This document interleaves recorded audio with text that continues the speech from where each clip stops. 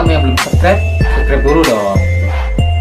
Yang hadir di sini maupun secara Zoom, ada beberapa hal yang perlu saya sampaikan. Yang pertama mengenai penonaktifan BPJS, sehingga masyarakat yang sakit tidak bisa berobat. Nah, itu kemarin pada saat pembahasan TAPD dan Bangga, kita sudah berkomunikasi dengan Kadis Kesehatan Dr. Joy Sekeon dan Kadit Dinsos Bapak John. Sudah ada kemajuan bahwa akan ada form yang akan diisi oleh masyarakat yang ingin menerima BPJS yang dibayarkan oleh pemerintah, yang isinya adalah pernyataan kurang mampu, dan di situ ada klausul apabila di kemudian hari bila mana pernyataan itu tidak benar, ada konsekuensi hukum, sehingga yang akan menerima BPJS ini adalah benar-benar orang yang kurang mampu.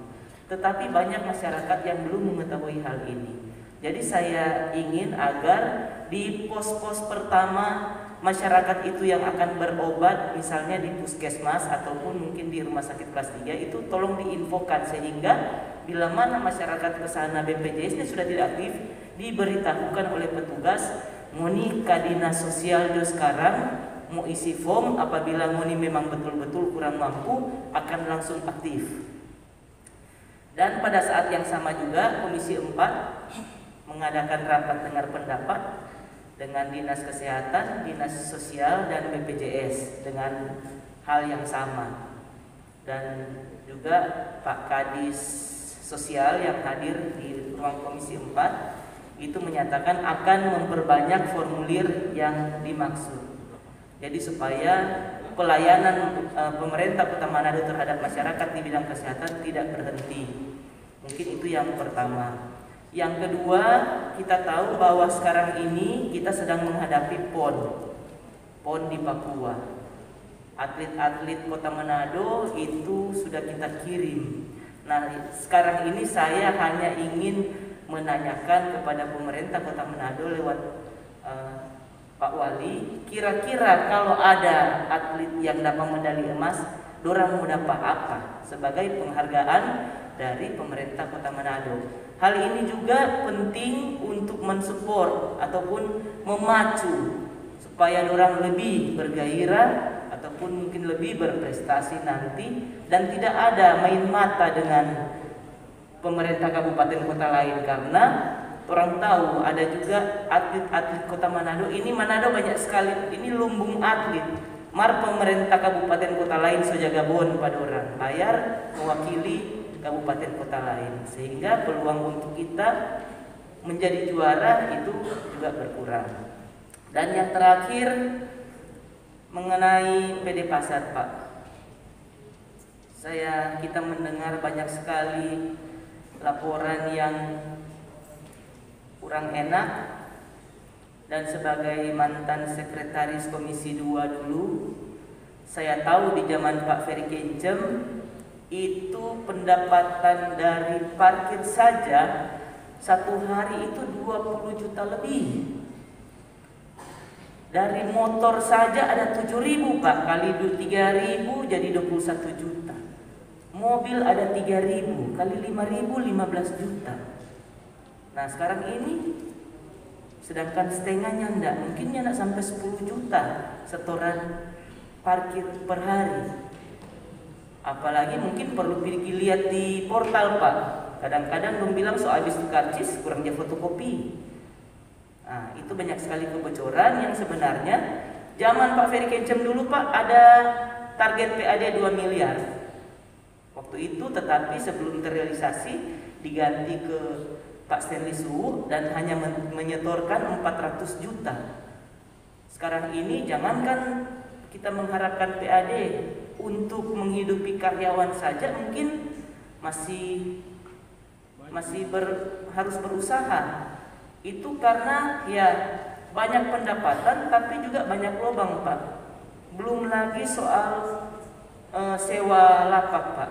Sebenarnya pada saat dulu kita di Komisi 2 kita sering kunjungan kerja ke PD Pasar Jaya. Di sana ada yang namanya CMS, Cash Management System, yaitu pedagang itu membayar langsung ke bank.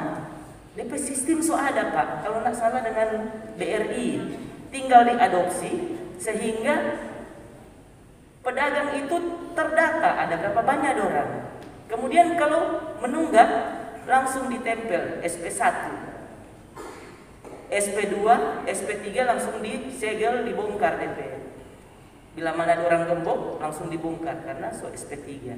Jadi itu semua terdata dengan baik. Nah ini belum juga masalah listrik, ada pendapatan di situ, air ada pendapatan di situ, dan yang terakhir mengenai karyawan Pak, ada beberapa karyawan yang dirumahkan dengan alasan karyawan terlalu banyak. Tapi anehnya Pak, ada penerimaan karyawan baru. Kalau memang terlalu besar karyawan, saya setuju untuk dipangkas. Apalagi kalau rasio perbandingan antara karyawan dan pedagang itu sudah kurang sehat. Saya setuju untuk dipangkas. Jangan sampai orang sudah bekerja kacungkongnya nak bayar. Tetapi ini ada yang dirumahkan, tapi ada penerimaan baru. Nah itu yang kalau bisa tolong dilihat kira-kira apakah yang dirumahkan ini memang ada membuat kesalahan sehingga dirumahkan atau kinerjanya kurang baik atau bagaimana Pak. Saya hanya ingin agar pasar ini menjadi tempat yang nyaman bagi masyarakat Kota Manado untuk berbelanja. Belum lagi Pak, di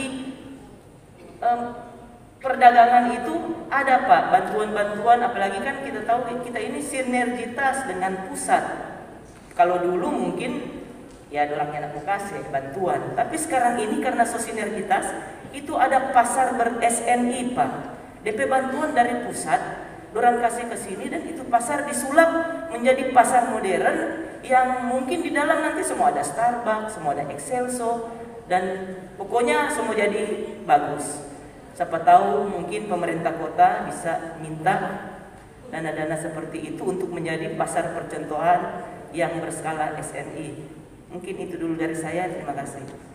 Chandra Mato Sulut Headline News melaporkan dari Sulawesi Utara. Kepindahan